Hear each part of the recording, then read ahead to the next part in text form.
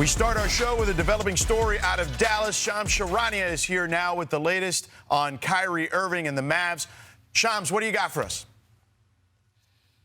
George, Kyrie Irving has been shut down for the season to fully heal the torn ACL that he suffered last March. He has made significant progress throughout this season in his rehab, but his agent, Riley Irving, told me today that this is about Kyrie Irving coming back 1,000% and being in a position to chase a championship next season. So these Mavericks, they're in a rebuild this season, traded away Anthony Davis, now Kyrie Irving out for the season. They're jockeying for draft pick positioning. And so does that direction align with Irving as we get closer and closer to the offseason? Their owner, Patrick Dumont, will be searching for a general manager, likely starting in March or April. So that will play a big part in shaping the future of the Mavericks. And for Kyrie Irving's position, conversations both sides will continue to have in their successful partnership going into this offseason. Remember here, guys, Kyrie Irving has next season guaranteed on his Mavericks deal and then a player option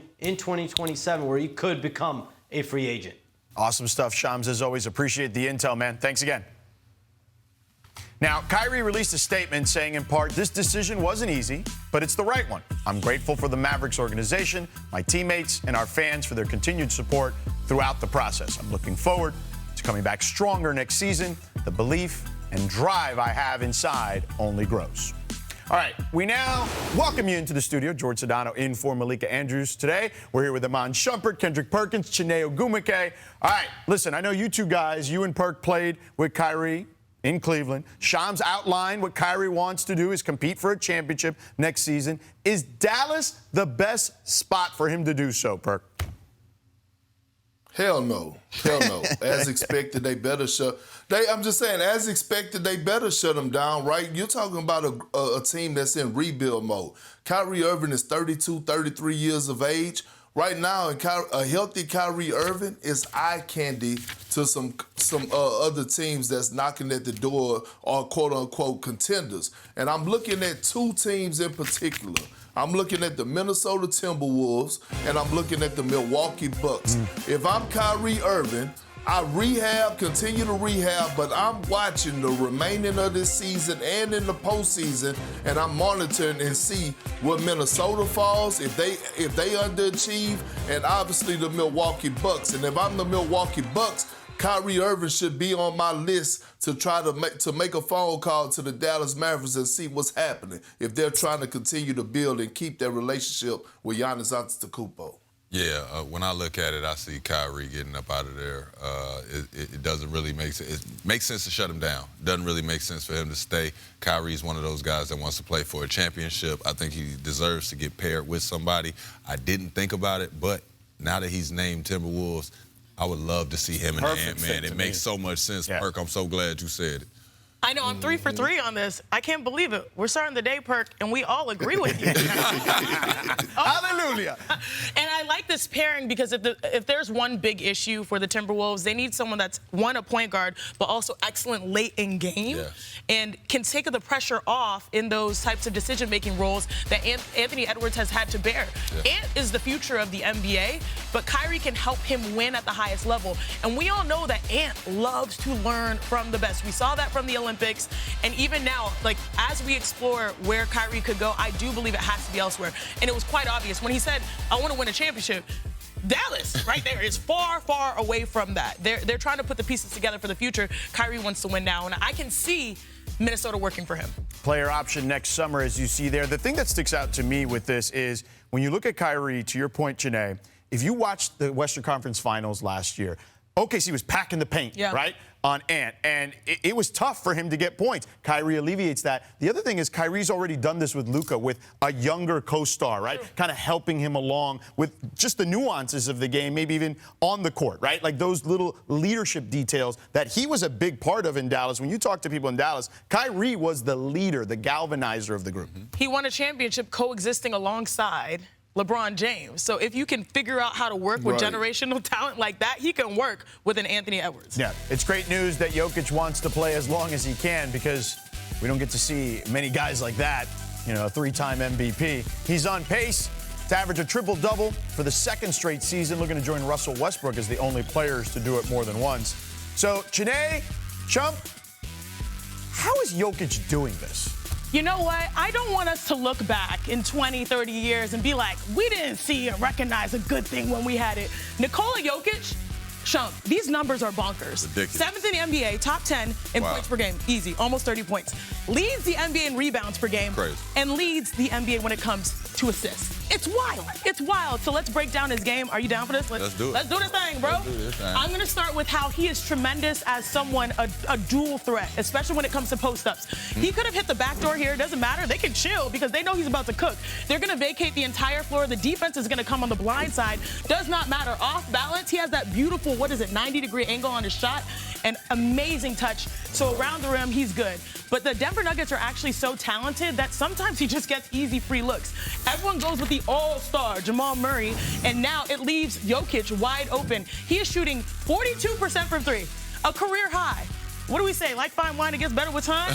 This man, you got to guard him, but how can you do that when your team is so balanced? And look at these numbers here. Again, I said he's excellent when it comes to post-ups. He actually leads the NBA for the 4th straight season on the block with post-ups. And, of course, those are the numbers I mentioned when it comes to shooting from three. I know he's got more to his game, though, Sean. It is. It's, when you talk about Nikola Jokic, you're talking about the patience in the post. You start talking about all the nice passes. But what you forget about is sometimes the man just keeps it simple. Rebounds the ball, runs it out, and creates disarray for everybody. So we're going to dive into it right here. Here we go. We got him here off the rebound. He's going to bring it up. He's got eyes on everybody. Show a little look off, deliver a pass, put a guy in a position to score. One little look off, get somebody going to the corner. Over there. Exactly. Again, here we go. Protecting the rim. Got away with a little push there. Push it out there. Keep him from reaching. Now you got everybody. You got numbers. Again, the eyes, the look off. And he's going to deliver the ball. Yeah. Now we got Timmy Hardaway ready to hoist one up. When you have Nikola Jokic and you can get off to the races, you can get out there, you're going to create mashups that happen that don't really happen unless it's in the beginning of a shot clock. You're going to create all type of defensive lapses, and you're going to get a lot of corner threes. Right now, he is the first player to lead us into the All-Star break, leading in rebounds and assists. Unbelievable. Yeah, the Joker is wild. Unbelievable. He is wild and Shump. He's like a quarterback the way he looks guys off, for sure. Well, listen, Jokic also told Malika when it comes to the playoffs and a potential matchup with OKC, it's going to be who can make shots and who wants it more, et cetera, et cetera. But, Perk, is Denver the most likely team to dethrone the Thunder? No.